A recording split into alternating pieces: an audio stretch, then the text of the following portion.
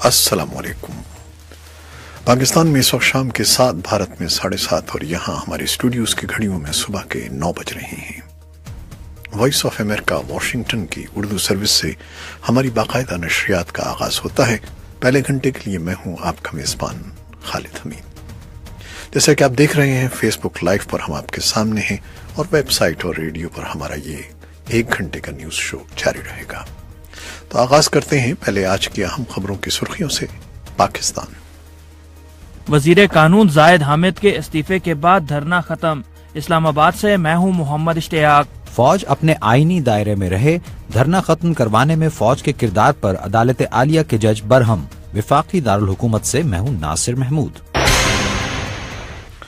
اور دوسری اہم خبروں میں، انڈونیشیا کے مقبول سیاحتی جزیرے بالی میں حکام نے ایک ایسے وقت میں بلند ترین سطح کا آتش فشاں الرٹ جاری کیا ہے جب کوہ آگون سے مسلسل راکھ اور دھواں خارج ہو رہا ہے، اور سعودی قیادت والے اتحاد کی نافذ کردہ تقریباً 3 ہفتوں کی ناکہ بندی میں نرمی کے بعد ایک ایسے جہاز کو لنگر انداز ہونے کی اجازت دی گئی ہے جس پر تقریباً 6000 ٹن آٹا لدا ہوا ہے۔ بحری جہاز اشد ضروری خوراک کی رسد کے ساتھ یمن پہنچ گئے ہیں، اور پوپ فرانسس پیر کے روز میانمار پہنچے ہیں۔ ان کی کوشش ہے کہ وہ روہنگیا پناہ گزینوں کے بحران پر عالمی توجہ مرکوز رکھیں۔ مصر میں صوفی مسلمانوں نے عزم ظاہر کیا ہے کہ وہ پیغمبر اسلام کا یوم پیدائش منانے کے لیے اپنے آپ کو منظم کرتے رہیں گے، باوجود کہ ملک میں سینائی مسجد کے قتل عام کا سوگ منایا جا رہا ہے، جس میں 305 نمازی لقمہ اجل بن گئے تھے اور 128 زخمی ہوئے تھے۔ اور برطانیہ کے شہزادے ہیری کی امریکی اداکارہ میگھن مارکل کے ساتھ باقاعدہ طور پر منگنی ہو گئی ہے۔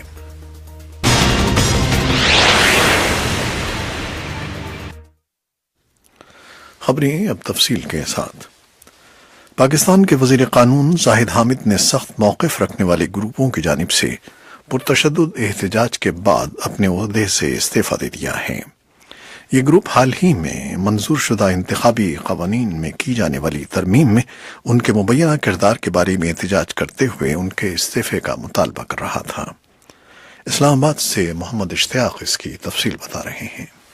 وفاقی دارالحکومت کے اہم راستے فیض آباد انٹرچینج پر گزشتہ 3 ہفتوں سے جاری دھرنا وزیر قانون زاہد حامد کے مستعفی ہونے کے بعد ختم کر دیا گیا۔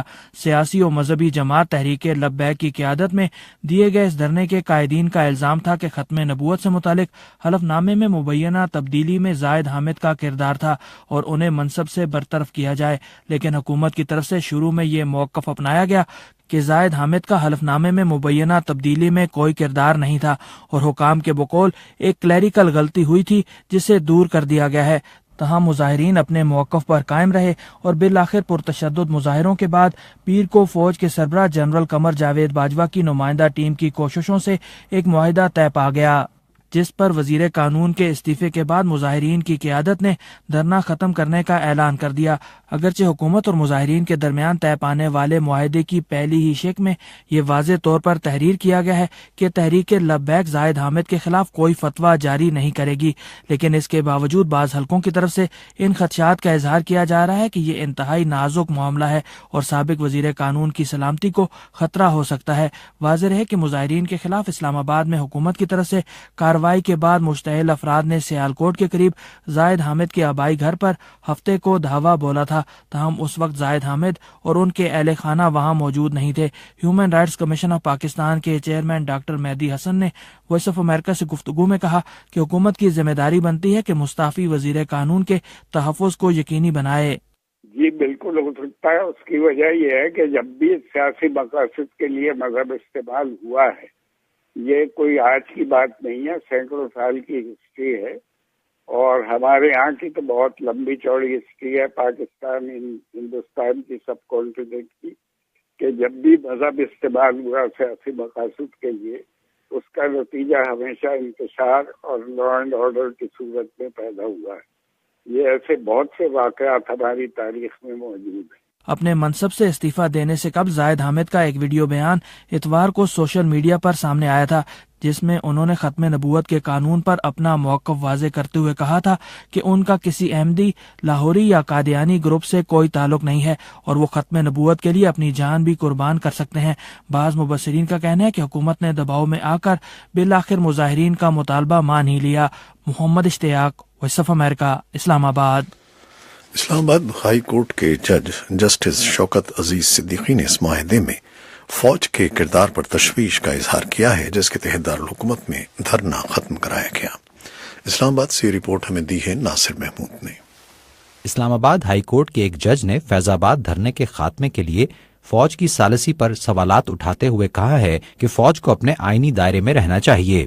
گزشتہ 3 ہفتوں سے تحریک لبیک یا رسول اللہ اور سنی تحریک کے سینکڑوں کارکنان شعلہ بیاں مولانا خادم حسین رضوی کی زیر قیادت جڑواں شہروں کے سنگم پر دھرنا دیے بیٹھے تھے اور دھرنے کی وجہ سے راولپنڈی اسلام آباد کے درمیان نقل و حرکت میں شہریوں کو شدید مشکلات کا سامنا تھا۔ اس بارے میں دائر ایک درخواست کی پیر کو ہونے والی سماعت کے دوران جسٹس شوکت عزیز صدیقی نے حکومت اور مظاہرین کے درمیان معاہدے اور اس میں فوج کی مبینہ ثالثی پر برہمی کا اظہار کرتے ہوئے کہا کہ آئین پاکستان کے تحت فوجی افسر کیسے ثالث بن سکتا ہے۔ انہوں نے استفسار کیا کہ کیا فوج کے سربراہ آئین سے باہر ہیں اور ریاست کے ساتھ ایسا کب تک چلتا رہے گا۔ ہفتے کو قانون نافذ کرنے والے اہلکاروں نے عدالت عالیہ کے حکم کی پیروی کرتے ہوئے مظاہرین کو منتشر کرنے کا عمل شروع کیا اور اس دوران مظاہرین سے پولیس کی شدید جھڑپیں ہوئیں اور دن بھر فیض آباد کا علاقہ میدان جنگ کا منظر پیش کرتا رہا۔ علاوہ ازیں اس آپریشن کے شروع ہوتے ہی ملک کے بیشتر حصوں میں بھی مذہبی جماعتوں کے کارکنان سڑکوں پر نکل آئے تھے اور صورتحال شدید تناؤ کا شکار ہو گئی تھی۔ پیر کو الصبح مظاہرین کے ساتھ حکومت نے معاہدہ کیا، جس میں دھرنا قائدین کی طرف سے اس معاملے کے پرامن حل کے لیے فوج کے سربراہ کا شکریہ ادا کیا گیا، جبکہ اس میں ایک میجر جنرل نے بھی دستخط کیے۔ وفاقی وزیر داخلہ احسن اقبال نے عدالت عالیہ کو بتایا کہ ملک میں صورتحال ایسی پیدا ہو گئی تھی جس سے خانہ جنگی کا خطرہ تھا، اس لیے معاہدہ ناگزیر تھا۔ پاکستان میں فوج کو ایک طاقتور ترین ادارہ تصور کیا جاتا ہے اور اکثر ملکی معاملات میں اس کی مبینہ درپردہ مداخلت پر آزاد خیال حلقوں کی طرف سے تنقید بھی کی جاتی رہی ہے، لیکن یہ پہلا موقع ہے کہ اعلیٰ عدلیہ کے ایک جج کی طرف سے فوج پر سوال اٹھایا گیا ہے۔ معروف تجزیہ کار ڈاکٹر ہما بوکائی کہتی ہیں کہ جج کے ریمارکس بظاہر درست معلوم ہوتے ہیں، لیکن ان ساری چیزوں کو پاکستان میں تاریخی اعتبار سے دیکھنے کی ضرورت ہے۔ وائس آف امریکہ سے گفتگو میں ان کا کہنا تھا، جب عمران خان صاحب کا دھرنا پڑا ہوا تھا تب بھی نواز شریف صاحب نے اپروچ کیا تھا فوج کو ثالثی کے کردار کے لیے، اور فوج اس میں اس وقت اسی لیے ڈرا ہوئی کیونکہ ریزالو نہیں ہو پا رہا تھا ایشو، کیونکہ پولیس فیلئر تھا، سول گورنمنٹ جو تھی وہ بالکل فریکچرڈ اوپینین تھی۔ فوج کو جب آپ اس طرح سے انوالو کرتے ہیں تو فوج کو بھی بہت کوشش ڈیسیشنز لینے پڑتے ہیں کہ وہ کس حد تک ڈریگ ان ہوگی، اور میرا خیال ہے کہ جو ثالثی کا ایکارڈ سائن ہوا، اگر فوج بیچ میں نہ ہوتی تو وہ نہ ہو پاتا، کیونکہ اگر ہو سکتا تھا تو پہلے 3 ہفتے میں یہ سول گورنمنٹ کر لیتی۔ تو پہلے آپ سچویشن خراب کریں، پھر آپ بغیر ریپرکشنز کے سوچیں، فوج کو یہ کہیں کہ آپ آ کر ان دھرنے والوں کو ہٹا دیں، تو پھر فوج جو وہ آپشن استعمال کرتی ہے جو وہ کر سکتی ہے۔ ڈاکٹر ہما بوکائی کا کہنا تھا کہ ان کے خیال میں سول ملٹری تعلقات خاصے مخدوش ہیں، لیکن اس ساری صورتحال میں فوج کے کردار سے ملک ایک بحران سے بچ گیا اور صورتحال بہتری کی طرف آگے بڑھی ہے۔ اس درخواست کی سماعت 4 دسمبر تک ملتوی کرتے ہوئے عدالت عالیہ نے متعلقہ حکام کو پولیس آپریشن کی ناکامی سے متعلق رپورٹ پیش کرنے کی ہدایت بھی کی۔ ناصر محمود، وائس آف امریکہ، اسلام آباد۔ پاکستان کے وزیراعظم شاہد خاقان عباسی اور فوج کے سربراہ جنرل قمر جاوید باجوہ پیر کے روز سعودی قیادت سے دوطرفہ تعلقات اور مشرق وسطیٰ میں سیکیورٹی کی صورتحال پر تبادلہ خیال کے لیے ریاض پہنچے ہیں۔ اسلام آباد سے اس کی تفصیل دے رہے ہیں محمد اشتیاق اس رپورٹ میں۔ پاکستان کے وزیر اعظم شاہد خاقان عباسی اور فوج کے سربراہ جنرل قمر جاوید باجوہ پیر کو سعودی عرب پہنچے۔ ان کے اس دورے کے دوران دو طرفہ امور کے علاوہ مشرق وسطی کی صورتحال پر بھی بات چیت متوقع ہے۔ وزیر خارجہ خواجہ آصف بھی پاکستانی وفد میں شامل ہیں۔ پاکستان کی سیاسی و عسکری قیادت ایک ایسے وقت سعودی عرب کا دورہ کر رہی ہے جب اس سے ایک روز قبل ہی سعودی عرب کی قیادت میں قائم فوجی اتحاد میں شامل 41 ممالک کے وزراء دفاع کا اجلاس ریاض میں ہوا تھا۔ اس اجلاس میں پاکستانی وفد کی قیادت وزیر دفاع خرم دستگیر خان نے کی۔ مسلمان ممالک کے فوجی اتحاد کی قیادت سعودی حکومت نے پاکستانی فوج کے سابق سربراہ جنرل ریٹائرڈ راحیل شریف کو سونپ رکھی ہے۔ انہوں نے اتوار کو ریاض میں ہونے والے اجلاس میں کہا تھا کہ مسلمان ممالک کا عسکری اتحاد کسی ملک، مسلک یا مذہب کے خلاف نہیں ہے بلکہ دہشت گردی کے خلاف یہ اتحاد تشکیل دیا گیا ہے۔ ایران اور خطے کی دیگر شیعہ اکثریت والی ریاستیں اس اتحاد میں شامل نہیں ہیں اور اس اتحاد کے بارے میں تہران تشویش کا اظہار کرتا آیا ہے۔ پاکستانی سینٹ کے رکن لیفٹیننٹ جنرل ریٹائرڈ عبد القیوم نے وائس آف امریکہ سے گفتگو میں کہا کہ پاکستان ایران اور سعودی عرب کے درمیان خلیج کم کرنے میں کردار ادا کرنا چاہتا ہے۔ دیکھیں، یہ سعودی عربیہ ہو یا ایران ہو، یہ ہمارے بڑے قریبی تعلقات والے، بڑی ایک تاریخی ان کے ساتھ ہمارا ایک سلسلہ ہے۔ ان کے اندر ایک ڈپلومیٹک برج کو کسی لحاظ سے بھی توڑنا نہیں چاہتے بلکہ اس کو ری انفورس کرنا چاہتے ہیں۔ تو اس سلسلے کے اندر ہمیں ان کا تعاون بھی چاہیے، ہم ان کے ساتھ بھی تعاون کرنا چاہتے ہیں، اور ہماری ایک انڈیور یہ بھی ہے کہ ایران اور سعودی عربیہ کے اندر جو خلیج ہے، جو ڈفرینسز ہیں، اس کو بھی کم کیا جائے اور یہ پھر قریب آ جائیں جیسے ماضی میں تھے۔ تو اس سلسلے میں ابھی جو ہم دیکھیں، جنرل راحیل شریف وہاں ان کے کمانڈر ان چیف بنے ہیں، ان فورسز سے جو اینٹی ٹیررزم کے لیے فائٹ کر رہی ہیں، لیکن ساتھ ہی ہم یہ چاہتے ہیں کہ اس کے اندر ایران، عراق، سیریا وغیرہ بھی ضرور شامل ہو جائیں اور ہماری غلط فہمیاں دور ہوں۔ رواں ماہ پاکستانی فوج کے سربراہ جنرل قمر جاوید باجوہ نے تہران کا بھی دورہ کیا تھا، جہاں انہوں نے ایران کے صدر حسن روحانی کے علاوہ ایران کی عسکری قیادت سے بھی ملاقاتیں کی تھیں۔ پاکستان کے ایران اور سعودی عرب دونوں ہی سے قریبی تعلقات ہیں، لیکن تہران اور ریاض کے تعلقات میں حالیہ برسوں میں کشیدگی میں اضافہ ہوا ہے۔ پاکستان مشرق وسطی میں ایران اور سعودی عرب کے درمیان بڑھتی ہوئی کشیدگی کو کم کرنے کے لیے ثالثی کی بھی پیشکش کر چکا ہے۔ ماضی میں بھی سابق وزیر اعظم نواز شریف اور فوج کے اس وقت کے سربراہ راحیل شریف نے ثالثی کی انہی کوششوں کے سلسلے میں سعودی عرب اور ایران کے دورے کیے تھے۔ محمد اشتیاق، وائس آف امریکہ، اسلام آباد۔ کراچی میں ایک اور جوڑے کو جرگے کے حکم پر قتل کر دیا گیا ہے۔ رواں سال کے دوران یہ ملک کے سب سے بڑے شہر میں اس نوعیت کا تیسرا واقعہ ہے۔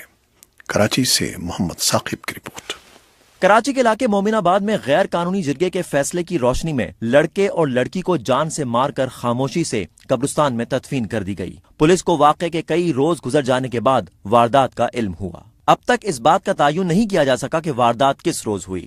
ایس پی اورنگی ٹاؤن عابد بلوچ نے میڈیا کو بتایا کہ پولیس نے دوہرے قتل کے واردات میں ملوث 9 ملزمان کو گرفتار کر لیا ہے، جن سے تفتیش جاری ہے۔ ابتدائی تحقیقات میں یہ بات سامنے آئی ہے کہ جوڑے کے قتل میں لڑکی اور لڑکے کے گھر والے ملوث ہیں۔ لڑکی کے والد اور بھائی اب تک مفرور ہیں، لیکن لڑکے کے بھائی اور والد اور لاشوں کو دفنانے والوں کو پولیس نے گرفتار کر لیا ہے۔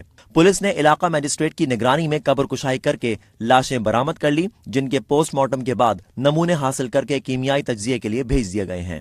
گرفتار ملزمان نے انکشاف کیا ہے کہ انہوں نے 24 سالہ عبدالہادی اور 22 سالہ لڑکی کو چھریوں کے وار کر کے جان سے مارا اور پھر بوری میں لاشیں ڈال کر قبرستان میں تدفین کر دی۔ پولیس نے دعویٰ کیا ہے کہ قتل کا حکم دونوں کے خاندان اور علاقے کے دیگر لوگوں کے ہونے والے جرگے نے دیا تھا۔ لڑکے اور لڑکی کا تعلق خیبر پختونخوا کے قبائلی علاقے کوہستان سے بتایا جاتا ہے۔ وزیر محکمہ سماجی بہبود سندھ شمیم ممتاز نے وائس آف امریکہ سے گفتگو کرتے ہوئے واقعے کی شدید الفاظ میں مذمت کی۔ انہوں نے بتایا کہ لڑکا اور لڑکی آپس میں کزن تھے اور عبدالہادی اس سے قبل بھی شادی شدہ اور 2 بچوں کا باپ تھا۔ تاہم پولیس کو اب تک یہ معلوم نہیں ہو سکا کہ انہوں نے نکاح کر لیا تھا یا نہیں۔ پولیس اس بارے میں مزید تحقیقات کر رہی ہے۔ ان دونوں کا قتل غیرت کے نام پر قتل کے زمرے میں آتا ہے۔ شمیم ممتاز کا کہنا ہے کہ صوبے میں عدالتیں، قانون اور پولیس موجود ہے، ایسے میں جرگوں کے فیصلے مکمل طور پر غیر قانونی ہیں۔ انہوں نے حکومتی موقف بیان کرتے ہوئے کہا کہ حکومت معاشرے میں پائے جانے والے ایسے مائنڈ سیٹ کو بدلنے کے لیے پوری کوشش کر رہی ہے۔ اس پہ یہ کر سکتی ہے سوشل ویلفیئر ڈپارٹمنٹ کہ ہم اویئرنیس سیشن کریں اور سرکردہ جو لوگ ہیں، جن کو ہم وڈیرا کہتے ہیں، جن کو ہم سردار کہتے ہیں، ملک کہتے ہیں، جو برادری کے بڑے ہیں، ہمیں جا کے ان سے ضرور ملنا پڑے گا۔ انہیں ہمیں سمجھانا پڑے گا کہ معاشرے میں زندہ رہنے کے لیے ایک اچھے انسان کا کردار کیا ہوتا ہے اور ایک لڑکی جو کہ ماں، بہن، بیوی اور بیٹی ہے، اس کا کردار کتنا اہم ہے معاشرے میں. تو یہ ہمیں سب ان کو بتانا پڑے گا، اور وہ ہم کر رہے ہیں کوشش. ٹائم لگے گا مائنڈ سیٹ چینج، لیکن میں اس وقت سپریم کورٹ کو ضرور کہوں گی کہ سوموٹو ایکشن لے جرگا سسٹم کے اوپر. سندھ ہائی کورٹ صوبوں میں جرگوں کے فیصلے پر عمل درآمد کو غیر قانونی قرار دے چکی ہے، لیکن اس کے باوجود بھی صوبے میں جرگوں کے فیصلے پر عمل درآمد کے واقعات سامنے آتے رہتے ہیں. چند ماہ قبل ہی کراچی کے علاقے ابراہیم حیدری میں ایسے ہی واقعے میں پسند کی شادی کرنے والے نوبہاتا جوڑے کو کرنٹ لگا کر قتل کر دیا گیا تھا، جس کے ملزمان اب تک گرفتار نہیں کیے جا سکے. جبکہ اس سے قبل کراچی کے علاقے قائد آباد میں بھی ایسی ہی واردات میں میاں بیوی کو قتل کیا جا چکا ہے. Muhammad Saqib, voice of America, Karachi. Website اور ریڈیو پر ابھی ہمارا یہ نیوز شو جاری ہے. فیس بک لائیو سے آپ سے اجازت چاہتے ہیں. اللہ حافظ.